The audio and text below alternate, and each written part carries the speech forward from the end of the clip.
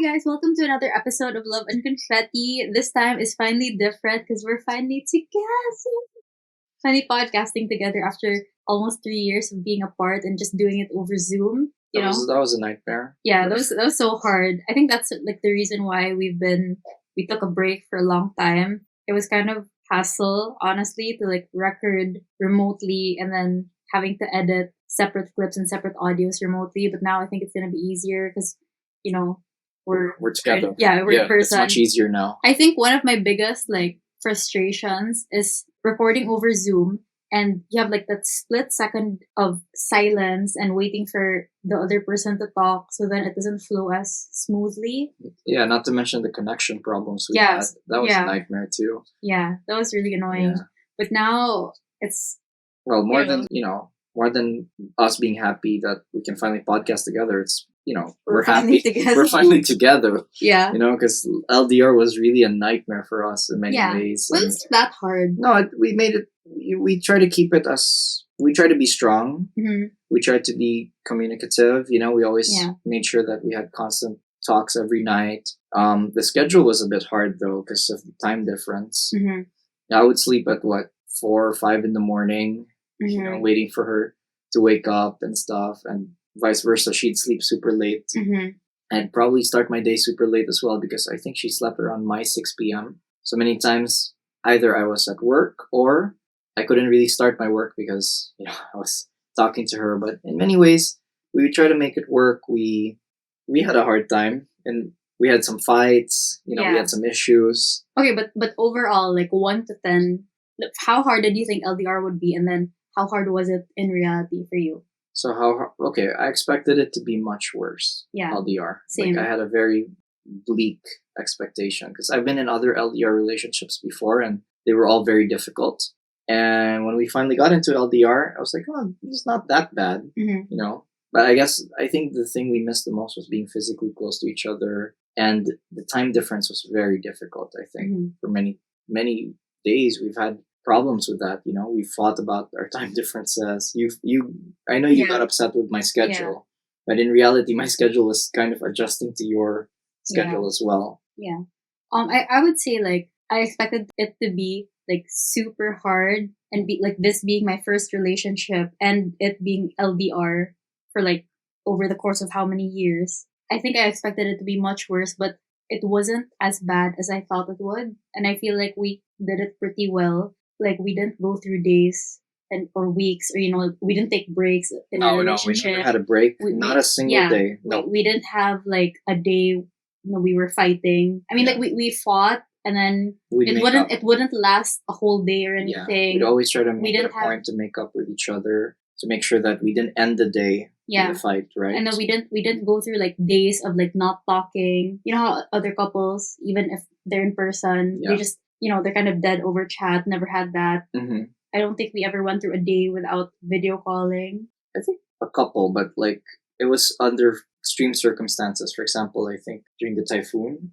Okay. Yeah. So we had during moments like typhoon, that. Yeah, we had moments like that, where there was just like no communication. Yeah, because no of the- signal, no internet, signal, no electricity. Exactly. But we kept strong. We knew that we always had each other on the other line. And after a while, we saw that the borders were starting to open. Mhm. And Danny and I, Danny decided that it was best time to come here. And yeah, she's finally here. I'm so happy. I'm the happiest boy ever. Yeah. It's weird because we've been together for almost 4 years, but we've never really had like a real in-person relationship because like I would say like 90% of our entire relationship was LDR. Yeah, because even when we were together, I was in another town from her. Yeah. So she was like, I think an hour and a half away Yeah, by bus ride. by bus. Yeah. Exactly. So to come over to me, she'd only come like on the weekends. So we only saw each other on the weekends mostly. And Yeah, then for 8 months. for 8 months. And then afterwards, what we did was you came over with your family. Yeah, so I only had like an 8-month visa. Flew back to the Philippines for 3 months. We thought we were gonna break up then. We Yeah. ended up deciding not to. Yeah, we said, basically the reason for that was because I didn't want to go through another LDR. Like I Yeah. said, I've been through some bad LDR relationships, but I decided to take another leap of faith Yeah. and, trust in us and trust in our love and stuff. So So we made it work, at least. Anyway, so you were saying, so Yeah, so the entire 8 months, we were expecting to break up at the end of the 8 months. Yeah. 2 weeks before I left, we decided to like, keep it going. yeah, keep it going. So I flew back for 3 months, and then I flew back to Europe with my family. We did a You know, cruise. yeah, just for a vacation. And then my family met your family then. Yeah, so that was our first time of Yeah. really being together every day for a month. We had that little moment together. Mm-hmm. And it was nice. It was cool, right? Yeah. But I think it was more like Short-lived. it was short-lived. We didn't really have any plans Yeah. afterwards. Because we knew that I was going to fly back after 1 month. So it was like we just tried to make each day count with little, dates, little moments together. Mm-hmm. Unlike now, where it's kind of a different feeling because, Yeah. I've kind of prepared for Danny's arrival. I purchased the closet just for her so that she could have her own space, her storage space. She has her side of the bed. She has her side table. She has like all this stuff in this room because I wanted her to feel at home here. Mm-hmm. And, we have more plans right now, right? To settle in, to start a sort of side business together. Yeah, start a life together. So yeah, this is our first big step in, adulting together, Yeah. right? Yeah. Okay, so just to give context, I flew back. So after that 1 month, that was November 2019, I flew back. We expected to see each other in 2020. And then lo and behold, COVID. February or March or something, COVID happened, world shut down, borders were closed. And I think it only recently reopened in the start of 2022. So Yeah. start of this year, not even the start, maybe around May. Like, yeah, no, April, May. April, something like exactly. That. So that's when we decided, okay, we can finally enter. Because Spain was very restricted for traveling. And the Philippines too. And the Philippines was also very difficult to travel out of. And other than that, we also had our own things that we had to deal with. So even if it opened up a little earlier, we were still dealing with personal things. And we didn't want to go through the whole 2 weeks of quarantine in a hotel. That's another thing. So for example, if I had to fly there, I'd have to quarantine. I'd have to do that, and then I wasn't even sure if I could fly back to Spain safely. Without any issues. Yeah, because then maybe the borders would close and you'd be stuck there. I didn't want to be stuck somewhere, and then I had work in Spain. So anyway, we planned it perfectly, and it's so funny. So she actually we've been looking for flights. That's another thing. Flights were so expensive. Flights are twice the price that they were before because of the Russian war, I think. Yeah. And oh man, everything that's happening with the world. So normally it would take maybe 20 to 25,000 one way from the Philippines to Europe. This pesos, guys. This is in pesos. But then this flight in particular cost us around almost $800. So maybe almost 45,000, which is 20,000 more than what I would usually pay for. And this was the cheapest flight. Yeah, we were trying to find the cheapest one. Everything else was $1,200, Yeah. $1,300. Yeah. And one way. So it's completely ridiculous. Yeah. There were cheaper ones by maybe 5,000, but they were you'd have to check out of the airport and then check in again. Yeah, no, that was complicated because the problem is when you do that, you have to abide by the laws of each country that you're checking out. Yeah. But at least this one was through Qatar, so it's just a transit, and it was super simple, super easy. Yeah. And yeah, I think, it's funny because she said the biggest problem she had was leaving Cebu and not arriving here. Because Europe was super open, super easy to enter. And I had this whole big plan of when she arrived. I don't know if you guys seen the video, but you should check out her. Oh gosh, yeah, that was Instagram. so funny. Yeah. That's so funny. Anyway, I had this whole big plan of arriving super early, greeting her in the gate. I wanted to buy flowers, but her flight was so early. Yeah, it was so I'd arrive at 7 a.m. Yeah, so nothing's open at that time, and I decided, okay, I'm just gonna get a balloon. And you didn't get the balloon. I didn't get it. My mom just gave you the balloon. And then it said love. And it's okay. Well, I'll work with it. But what happened was I had this whole plan to arrive super early, and turns out her flight arrived 20 minutes, 30 minutes earlier than expected. Mm-hmm. So in the end, we arrived late and she was waiting for us. Yeah. But you know what? It was still perfect. Yeah. I was still very happy. I saw her finally and, kind of shed a tear, and it was very emotional. Yeah. I was actually feeling so nervous like in the days leading up to the flight and during the flight, like, because I don't know, it's been 3 years since we saw each other, so like I didn't know how like our chemistry would be. It felt like you had this. I don't know. I'd call you like a pen pal, kind of someone that you just video call and talk to every day. But to see them in person after all these years, it's like, whoa, you're a real person, Yeah. And, like, we thought it would be very awkward our encounter again. We thought it would be so, like, I don't know, like, we thought we wouldn't feel that familiarity. In fact, I was scared, like, maybe she wouldn't find me as attractive in person anymore, or, something, maybe she'd notice something that she didn't notice in video, and she'd be like, oh no, I don't like this. But so far, it's been great. It's been a week. I think it only took us like an hour to adjust. Yeah. Not even because we're already holding hands. Yeah, that's why we had no awkward tension, nothing.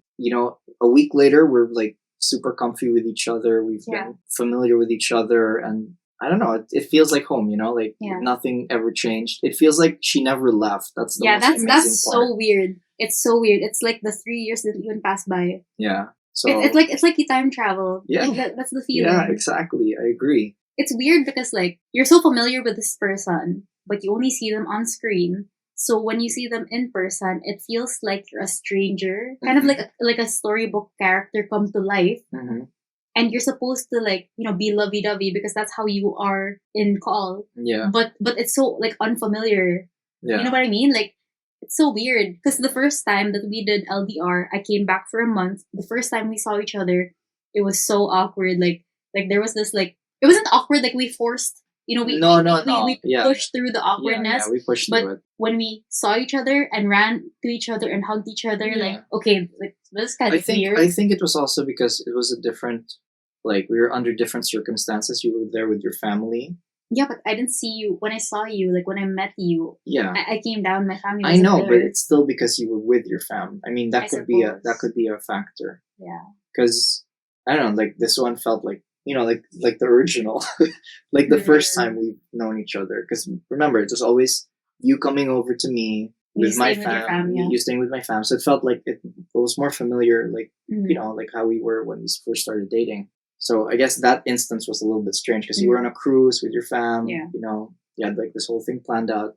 But anyway, so far so good. We've been super happy. We have all these plans to like go around Barcelona, shoot content. Yeah, we'll talk about all of that like in another episode. But so far we haven't really done anything. We've kind of just like enjoyed each other's company, went out on dates. Yeah. I've made her try like different restaurants here and there because I wanted to try all like different interesting food around here. Funnily enough, we haven't tried Spanish food. Yeah, we haven't done Spanish food yet. Anyway, and no, it's been amazing. It's been a ride so far. My life has completely changed because I've been alone for the past. Well, not alone. I mean, I'm with my fam, but like I feel like I have someone to take care of now. As cliche as that sounds, it's like I have a little pet here, and I have to make sure that she's fed well and she's happy, and I have to make sure that she has her daily walks and she has her like compliments, like how you compliment your pet. Anyway, and I didn't really have that before. Like I had just had it through the phone, and then I shut my phone, and then my day was like kind of empty. I just went about my day. I didn't have someone waiting for me at home, because she'd be asleep. So now it's like a completely different thing for me, and I don't know. It feels amazing. And I know, like for you were saying that it feels like you're just so happy to be here in Europe again, right? Yeah, I was really itching to leave. Like I was not to leave Cebu, but I was itching for like a change as well, like a change in routine. Like I had no problems leaving Cebu, like emotionally, because I knew that I could talk to my friends, just chat with them. I knew I could call my family. The biggest, like the hardest part about leaving Cebu was really leaving my pets. Yeah, like I cried about that so many times. Yeah. Months before we even like planned our trip.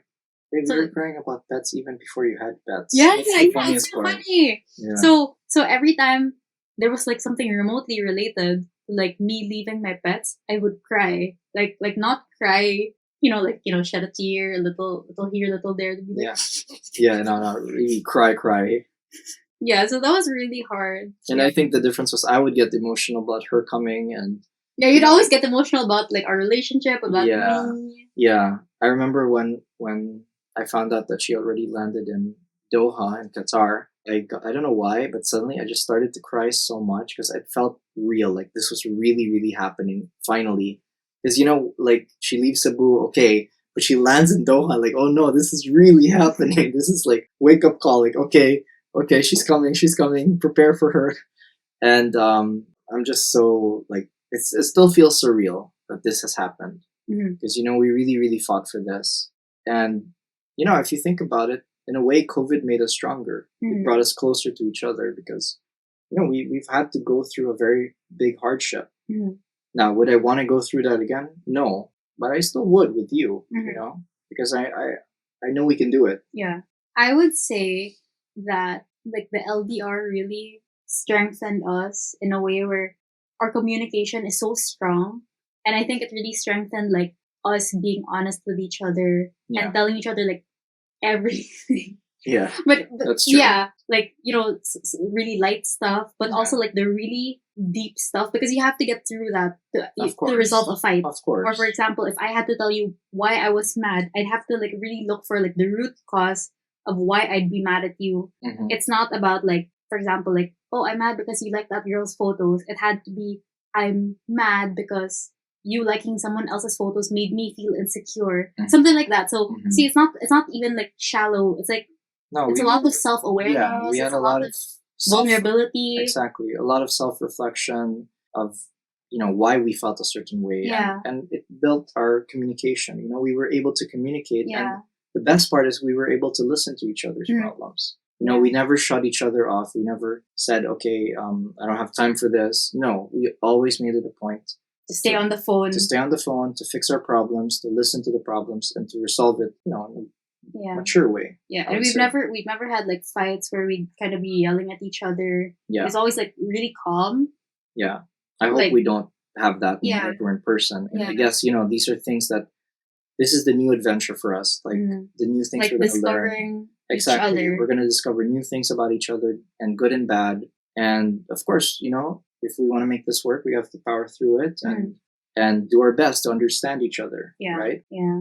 Like I wouldn't say that LDR is like difficult. It was at certain times. Put it this way. But we're in a very fortunate time right now. Yeah. We're not in war times. This is not the 1900s where you write letters. You barely had time to make a phone call. Even in the 90s, phone calls were expensive. No, now it's like messenger, video call every day, any time of the day. So in a way, it's very easy, but at the same time, it's still hard. Like it feels hard, Yeah. I think that what made it hard, what made this LDR particularly hard, was the uncertainty of it. Like the uncertainty of COVID. At one point, people were thinking this will never end.